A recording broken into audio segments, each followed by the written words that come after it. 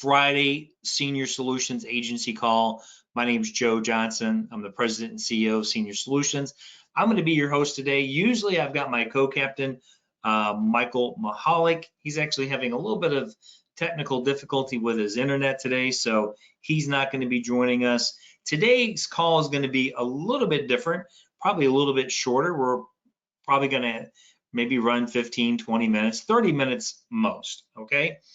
The topic for today's call is what we're going to be talking about is how to handle the not interested rebuttal. And I'm going to give you two situations when you're going to be able to handle this. One is how do you do it if you're on the phone and you're making that phone call and the client says, oh, I'm just not interested. Now that's probably the hardest to handle, okay? Because they could just hang up on you, okay? So I'll give you some little bit of techniques on how to handle, oh, I'm not interested on the phone. And then also door knocking. I'm going to give you a tip on how I handle it. And then also in the home, how do you handle the I'm not interested in the home? All right, but before we get into all that, I have a special sales tip for you guys that I just learned yesterday from one of our top agents, because I had no idea this was even available, okay? And that is, have you ever found yourself in a situation where you're in the home, husband and wife or husband and girlfriend or whoever it is, you got basically have, two clients, and you do your presentation and you close both of them, and you need to go ahead and do the e-application. Well, it's a little bit time consuming, right? Because you got to do two applications at once. You got to do the e-application on one person, then do the other e-application. Okay, well, what if I told you that with a certain carriers, two carriers that I know of, that you can do simultaneous applications at the same time, e-applications, okay? I didn't know this was available, and it's probably been available for a while. I just didn't have any idea. So first one is with either, because they're on the same platform basically, the CVS Aetna product or the new Aflac final expense product. You can do dual applications. What a time saver, okay? So let me just show you what that looks like real quick. If you're logged into this, I'm showing you CVS, but if you're logged into your Aflac, it's the exact same thing. You just click on right here where I have this circled Aetna enrollment. You click on the enrollment button. It takes you to the enrollment. This is where you would normally put in your applicant. And I never even noticed it said applicant A detail. But you notice over here on the right where I have that circle, it says applicant B detail. It automatically defaults as being off. If you click it on, then it's going to open up two boxes, and you can do husband and wife. You can do two apps at the same time. So man, to me, this I just like I don't, I usually don't get super excited over, super silly technical stuff like this, but I thought this was pretty damn cool. So just a little bit of a tip. So I'm glad you're on the call today that you can learn this little tip. And again, that's with CVS Aetna and also the Aflac product, because you guys know they're both on the same chassis. It's all underwritten by CVS Aetna, okay? So now let's get into our main topic today. I'm not interested. How many times do you hear that? And like I said, the I'm not interested is probably the most difficult to handle over the phone, because it's easy just for the client just to hang up, right? When you're at the door, at least you can use your body language and you can smile, and it's a hell of a lot easier to get in when you're face to face versus over the phone. And that's why I prefer door knocking. That's my number one method of prospecting, is door knocking, because I get into almost every door I knock on, okay? Now, the one thing I want to talk about is that I'm not interested rebuttal is, you got to take it with a grain of salt, okay? Just because the client says, I'm not interested, don't shut down and get all defeated. You got to remember, I'm not interested is usually just it's a self-defense mechanism. It's like a knee-jerk reaction that it's human nature. Humans are designed to have protective instincts. Okay, you hear a loud noise. What do? You automatically cover up, right? Someone wants to invade your space or invade your time. They want to use up too much of your time. What are you going to say? Well, I'm not interested. Okay. So when you hear that I'm not interested, it's usually for a couple of reasons. One is that maybe they just haven't received enough information to make a decision if they're interested. The other is that they're being protective of their time. They think they're too busy. Oh, I'm so busy. And they want to be protective of their time, so I'm not interested, okay? So that's why it's good with the rebuttal to let them know, hey, there's no obligation. This will only take a minute. So the client isn't afraid that you're going to be taking up a lot of time. And the other part is that reason why people say I'm not interested, they're just afraid to commit to an appointment, commit to they're afraid if they get a presentation, probably what they're afraid of is that they're going to purchase something. Okay, to be quite honest with you. All right, so I'm not interested. The biggest mistake, and I think there's a video that we did where I talked about the biggest mistakes, like agent killers, and part of it was handling objections. But the biggest mistake that we can personally make as agents when handling the I'm not interested or I want to think about it is being confrontational. That's the worst thing you can do. So never ever come off like, what do you mean you're not interested? What aren't you? Haven't even showed you anything yet. Don't get defensive. Don't be confrontational, because because here's what will happen. It's human nature for people to defend their position. So if you are confrontational and you put a client in a position where they have to defend their position of why they're not interested, you'll never book an appointment. Okay, so I'm going to give you a couple of real quick techniques. These would both apply whether you are door knocking or over the phone. They both kind of work about the same. So if I'm door knocking or if I'm booking appointments over the phone, let's first do the phone, because I got a trick for you. It's called a pattern interrupt. Client says, I'm ringing them up. I'm doing my pitch. Hey, this is Joe, Senior Solutions. Reason for the quick phone call: you had responded to the letter that we filled out about the state regulated programs to cover final expenses. My job is simply just to get to the information. I'm going to be in your area tomorrow. Is 9 better, or something later in the afternoon? Easy phone script like that. They say, well, I'm not interested. Immediately, what I'm going to do is I'm going to call a timeout. My client, her name is Mary. I'm going to say, Mary, timeout. Please don't hang up. I'm not a telemarketer. I'm not trying to sell you something over the phone. Okay, so that's called a pattern interrupt. Okay, so first I'm going to do the pattern interrupt. Then I'm going to go in and say, Mary, I totally understand that. I totally understand why you're saying that you're not interested. I hear you, but in fact, that'll make my job a whole lot easier. Mary, I'm not trying to sell you anything. Honestly, my job is simply just to provide you the information in which you requested. Now, Mary, obviously what you do with that information is totally up to you, but at least you have it. I tell you what I'll do. I'm actually scheduled to be in your area tomorrow. Let me drop by. I can drop by tomorrow around 9 o'clock. I'll show you how the programs work. I'll answer any questions that you have, and should only take maybe a few minutes, and get out of your hair. Fair enough. Oh, okay. That's an easy way to handle that objection when you're getting it on the phone. So just to kind of recap, call a timeout, let them know you're not a telemarketer, qualify the time. It only takes a few minutes.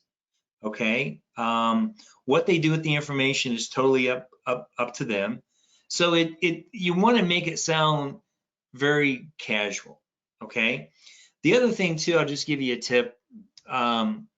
If you're selling final expense, don't pre-qualify your clients over the phone. Don't ask them about their checking information or their health conditions, okay? Chances are they do have a bank account. Even if they don't have a bank account, they're either on Social Security, disability, or SSI or Social Security. If they don't have a bank account, they have a Direct Express card. We got Prosperity, we got Transamerica. If they have to go guaranteed issue, you can go Gerber. They accept the Direct Express card. So you will get people, if you start overqualifying them on the phone, you will get people that will shut down. And I've seen it happen where agents are calling and they start qualifying. The client says, you know what? Just forget it. I'm not interested. You've lost it at that point. You're never going to get it back. So, so anyway, so that's kind of how you handle it over the phone. Now, at the door, it's going to be a little bit different, but pretty much the same. You know, if I'm door knocking and by the way, FYI, if I'm door knocking and I got a direct mail lead or even a telemarketing lead with a lead sheet with their information, and I do my door knock script, very rarely do I get someone that says they're not interested. I may get someone that says, well, tell me, what's this all about? Mary, I totally understand. I've been doing this for quite a while. What I can tell you is that most of the people that request this information tell me they just want to make sure is that when they do pass away, they're not leaving their family with a financial burden. I'm assuming that was your concern as well. Yeah, it was. Mary, it only takes a few minutes to go over the programs.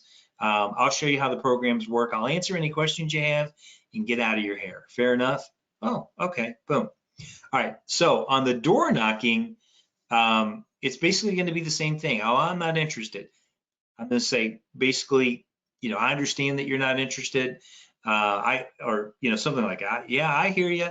But the fact of the matter is, Mary, the fact that you're not interested, that'll make my job a whole lot easier. But I'm here just to share the information that you actually had requested. So I'll show you what I'll do. I'll go over the information. I'll show you how the programs work. Obviously, what you do with the information is totally up to you. I promise you, it will only take a few minutes. Fair enough? Okay. Or you can end it after you say that. You could say something like, "Oh, should I take my shoes off? Should I take my shoes off or leave them on?" Kind of give them a decision at the end. So when you're overcoming the objection, let me circle back because I kind of forgot about this point. Is that if you're on the phone, what you want to do is at the end of overcoming that objection, okay, you want to give them a decision that they can't answer no to. In other words, you want to give them a decision of saying something like, oh, and I'll explain how the information works. I'll go over the programs and answer any questions you may have.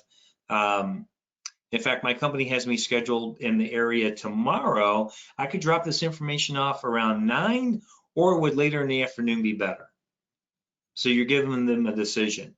If I'm door knocking, I'm going to give them another decision. If it's warm outside, I'd say, Mary, are you more comfortable? I could share the information with you out here on the porch, or, do you want to go inside? Should I take my shoes off or leave them on? I'll leave them on.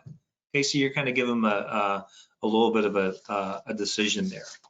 The next thing that I'm not interested is that during the in-home presentation, okay?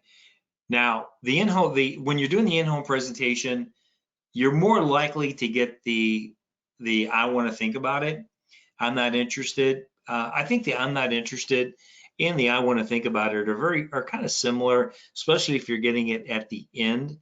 If you're getting the, well, I'm not interested, like as soon as you get in the house, I'm not really interested. How you going to handle is that I totally understand you're not interested. In fact, there's nothing, not trying to sell you anything. My job is just to show you how the programs work.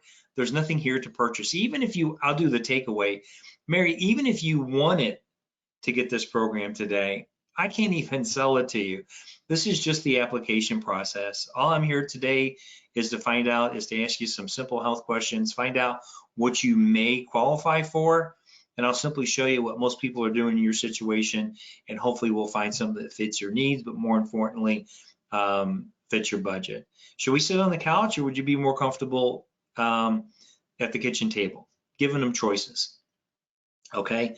But if you do get here's the tip I'm going to give you. Let me just do a quick time check. Okay. We're going about 20 minutes here. Let me wrap it up in about 5 minutes. Okay. End of presentation on the in-home presentation, and they tell you they're not interested. Okay. Here's what I can tell you is that 99% of the time, it's because of the money. Okay. I always want, someone tells me I want to think about it or they're not interested. In my head, I'm thinking to myself, they can't afford it. Like what I'm showing them, even though I did my close or my pre-close and I said to the client, hey, Mary, if what I'm showing you doesn't fit in your budget, you got to promise me that you'll let me know, because we can make changes.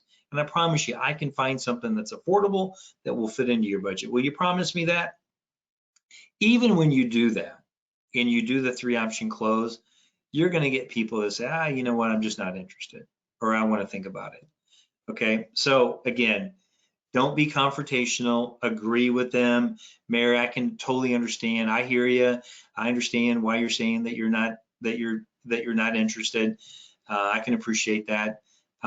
Remember, Mary, I'm not here trying to sell you on this program. My job is simply just to educate you. But what I can tell you, Mary, is I've been doing this for quite a while now, and what I have found is that most people that tell me that they're not interested, it's usually because one or two reasons. One is that they feel like they just haven't really received enough information to make a good decision, or more likely is what I'm showing them, they just don't feel like it really fits into their budget. You tell me which one of these best applies to you. My guess is it's probably the budget.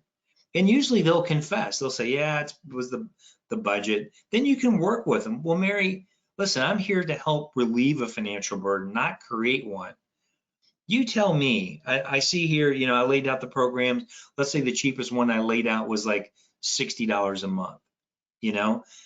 Mary, option number 3 was $60 a month. You tell me, if we could find something closer to the $30 to $40 a month range, or you may phrase it, well, Mary, I know $60 a month doesn't work for it. You tell me, based on your budget, without taking any food off the table, what can you comfortably set aside to fund your program to make sure that your family is protected?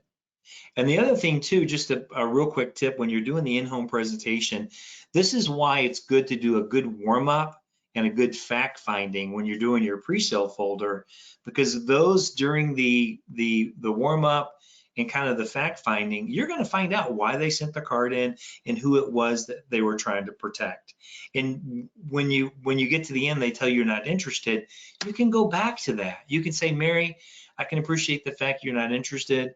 I know this is important to you because you told me before you just want to make sure that when you do pass away that your son Michael wasn't getting left with this financial burden, and I've been doing this for quite a while. And what I have found is that when people say they're not interested, it usually is because either they haven't received enough information, or simply what I'm showing them doesn't fit into the budget.